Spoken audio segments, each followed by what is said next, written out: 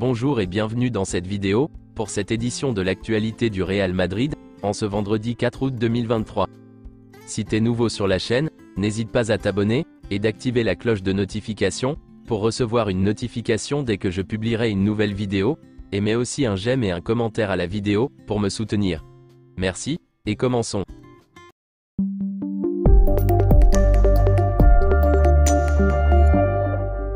Tout d'abord souhaitons un joyeux anniversaire à Brahim Diaz, qui fêtait hier ses 24 ans. Le Real Madrid jouait son dernier match de pré-saison aux États-Unis, contre la Juventus. Le match s'est terminé sur une défaite du Real Madrid, sur un score de 3-1. Le buteur côté Real Madrid, était Vinicius Junior, sur une très belle passe laser de Toni Kroos. Quelques déclarations de Carlo Ancelotti, après le match.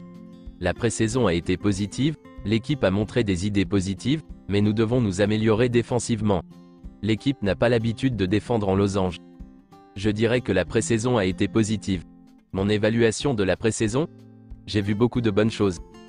Quelle est votre appréciation de la pré-saison ? Je dirais un 6. L'aspect défensif doit être amélioré, nous avons encaissé beaucoup de buts.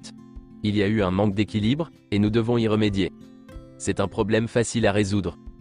Fran Garcia ? Il a une bonne énergie. Il y a des choses à améliorer, mais ce n'est pas un problème individuel. C'est un problème collectif. La blessure d'Arda Güler ? Ce n'est pas grave.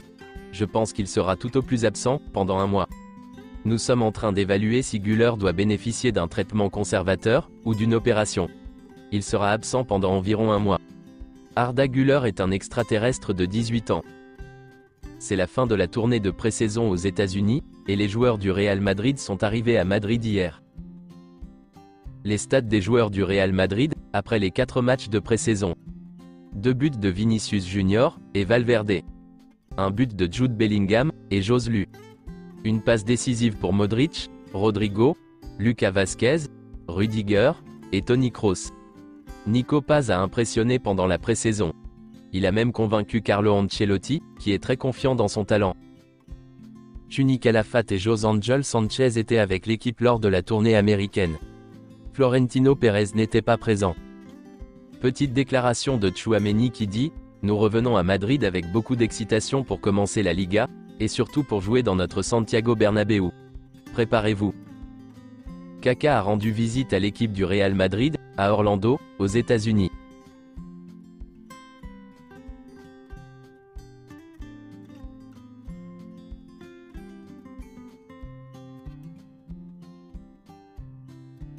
Voici quelques-unes de ces déclarations.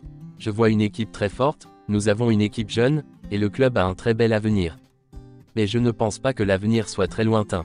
Je pense que l'avenir peut déjà être cette saison, avec ces joueurs. Je pense que ce sera une saison très excitante pour les Madrilènes. Je suis très heureux que nous ayons des Brésiliens importants, dans une équipe comme le Real Madrid. Je pense que Jude Bellingham est un jeune joueur de grande qualité, je l'adore. C'est un joueur très moderne, fort physiquement. Il est toujours en très bonne position.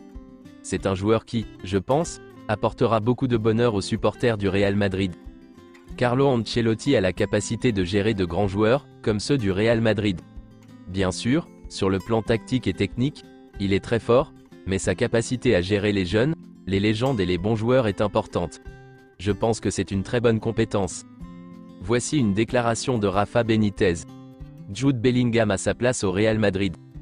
Le club travaille sur des joueurs comme Camavinga et Tchouaméni, pour remplacer Kroos et Modric. Mais bien sûr, ils sont toujours là, ils peuvent tous apprendre d'eux. Les travaux sont toujours en cours, pour le nouveau Santiago Bernabéu. Le tableau d'affichage vidéo à 360 degrés du nouveau Bernabéu, ressemblera à ceci. Les travaux ont commencé.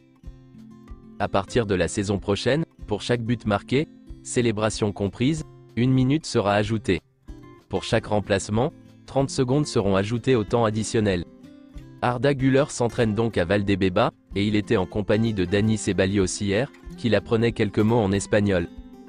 Arda Güler a terminé la première partie de son traitement, et se sent très bien.